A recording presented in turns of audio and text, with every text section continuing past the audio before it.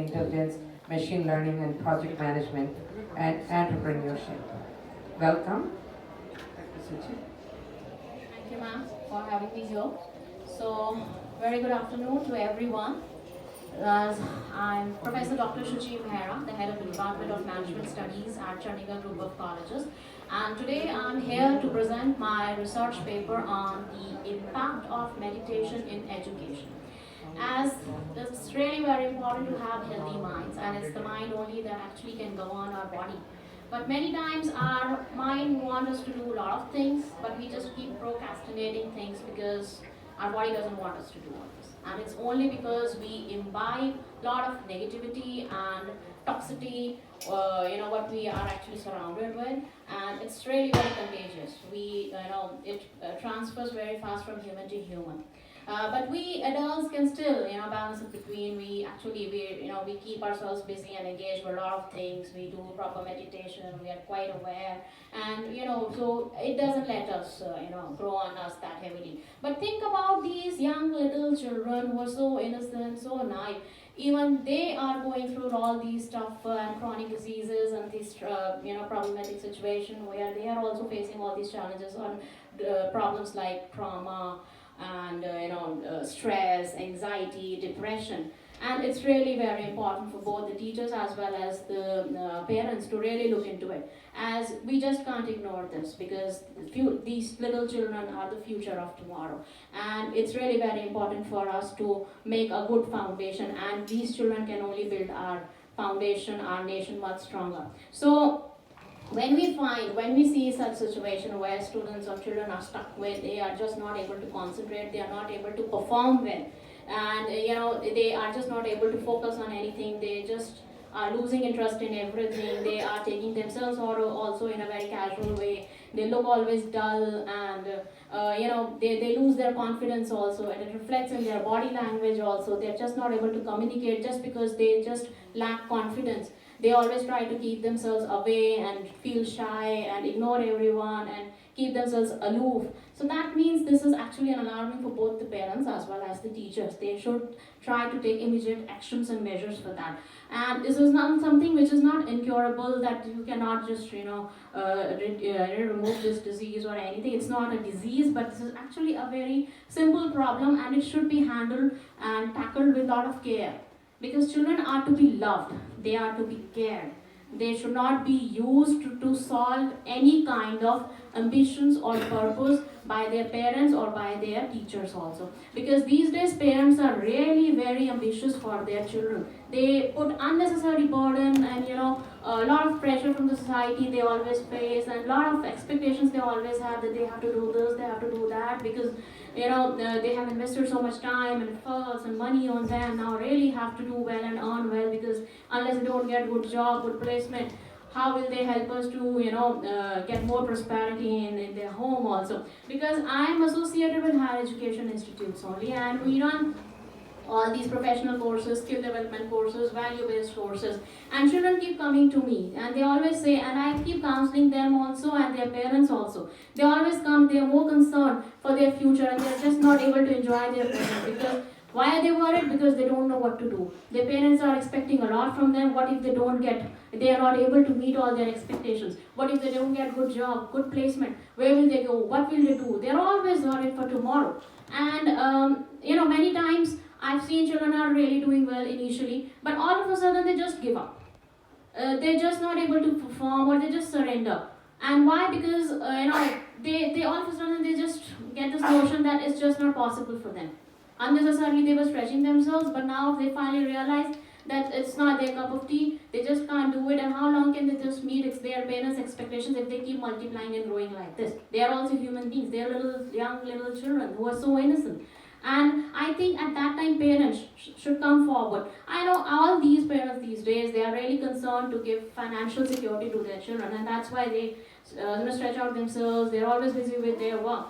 And they don't mind spending so much time and money also, especially not time but at least money on their children for their development. But when it comes to giving quality time, they're just not able to. And that's what children need. They need a lot of attention from their parents. They need a lot of quality time, some care from their parents. The parents should know what their children actually they want from them, where their interest actually lies in, what their capabilities are, what their competencies are. And that's why I think parents should not just overburden their children. They should understand what exactly their children want, what are their capabilities, what actually they should be interested in, or where they can do better. It's not just in the academic front only. Children should be expected that they should perform well all the time. Because as a teacher, I've seen many times like no two students are alike, so they should not be compared also. If one student, because all are coming from different backgrounds, so you can't say that if one child is doing well in academics to others, then other child should also be doing equally well. Maybe that child can do extremely well in some other field. So children should always be introduced to all these other extracurricular activities, the skill development programs also, the value-based programs also, where we try to boost their morale. We should always motivate them and encourage them to perform better, because this is not just one thing that they have to perform well in academics only. Even if they are doing reasonably well, but they are performing really well in other activities, they can get better opportunities also. So that confidence we always have to build, and we always have to work on the holistic approach. So we always have to develop students, so their cognitive abilities, so that they should always be engaged in constructive learning. So that's why we did a survey, and of course my students have really helped me through all these findings, and they are over enthusiastic about it because they could actually relate to all this. And we actually did a lot of survey. Of course, in the urban and metro cities, we already could find out all these data through all these colleges and these campuses and universities. Even in the remote and suburban area also, my students have actually collated a lot of data. And what we have found, we have analyzed that students who are living in the remote area, the suburban region, they are more relaxed, and because their parents don't expect much from them.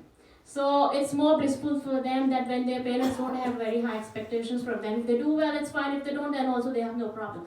Whereas in the urban region, children are over stressed out.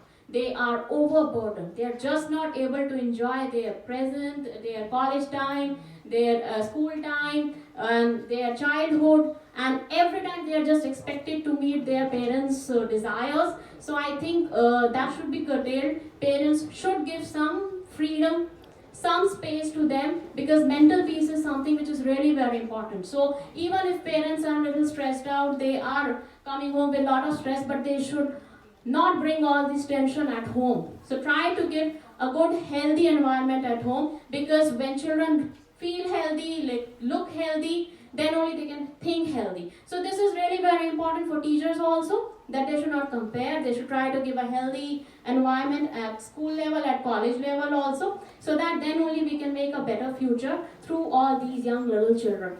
So thank you for running this presentation for me, though I've already briefed you what it is all about. So can we have a remote or something? Okay. Anyways, enhanced focus, and I've already briefed you about this. So stress reduction, improved academic performance, this I've already taken up.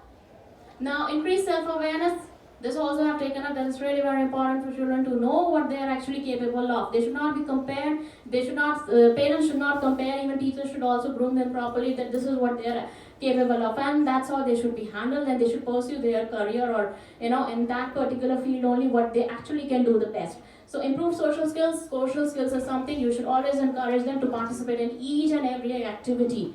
Well, it's not like that they should always be away and aloof just because they lack confidence.